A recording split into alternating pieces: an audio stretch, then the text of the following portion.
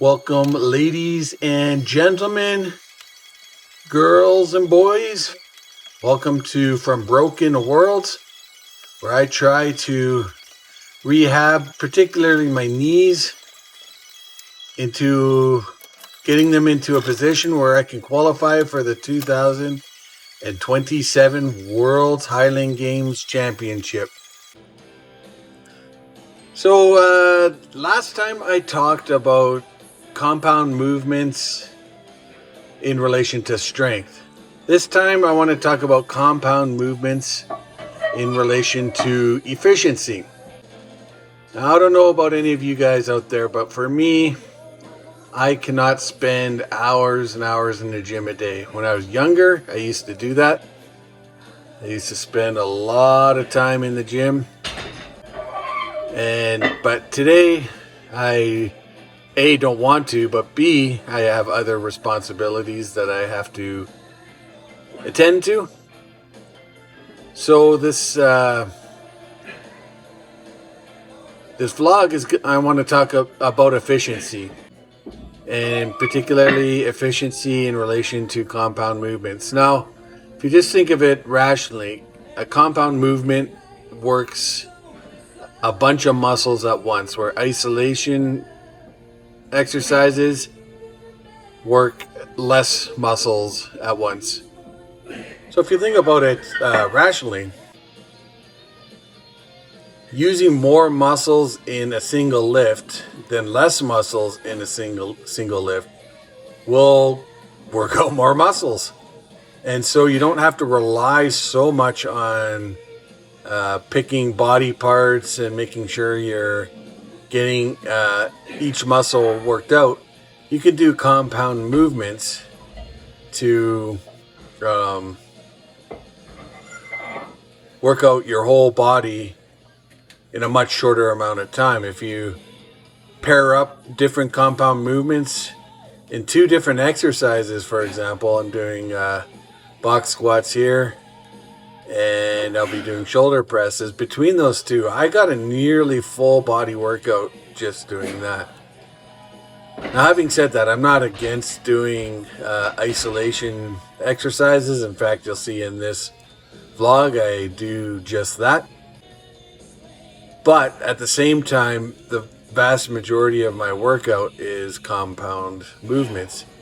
And I think you can see that the efficiency of doing compound movements really shortens the time you need to spend in the gym. So as you design your workouts, think about, just don't forget to incorporate a bunch of compound movements in your training, because you will not have to work out quite as much, and you'll be able to push a lot of weight but not spend a lot of time in the gym. I wish I knew that when I was younger, and spending all that time that I did in the gym trying to isolate this, trying to make sure every body part is kind of covered in my training, ends up taking a long time. I'm glad to have discovered the compound movements, and I'll be doing I think after listening to my last vlog, I kind of like the compound movement talk, so I'll do a little bit of a series on the benefits of compound movements versus isolation movements. So as you can see, I'm doing my singles, shoulder press singles. This is 207.5 pounds, and went pretty good. Not every rep went well, but they were all completed, so that's good. Dog decided to join me, give me some encouragement. Look at that cheerleader right there. Pretty awesome. So what I've been doing as far as the singles is I kind of bust off 4 quick ones and then take a break. And while I'm taking a break, I set up my crash pads for my high pulls, That one was probably the hardest rep. I can see by my form that I went out in front a little bit. That one too. This one moved pretty good.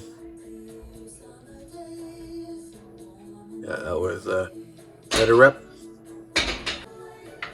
But yeah, that went pretty good. Happy with getting 7 out of 7. Now it's my high pulls. A working set, I did 225, which I'm happy with to get up there. However, my right knee was kind of bothering me a little. Wasn't enough that I stopped the exercise, obviously, because here I am doing them. But it bothered me a little, so I couldn't get as good of a drive out of the bottom as I wanted. I kind of just slowly got it moving and then tried to focus on the top. But as you can see, if you compare it to some of my last ones, there's just not quite the same pop in this. And that's why. It's because my knees weren't cooperating with me exactly. This set, I almost lost the grip on the last two, the last one and this one.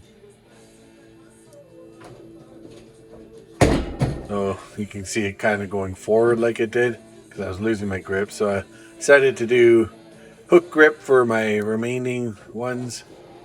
And it went a little better. A little more authority with this lift. So happy with that.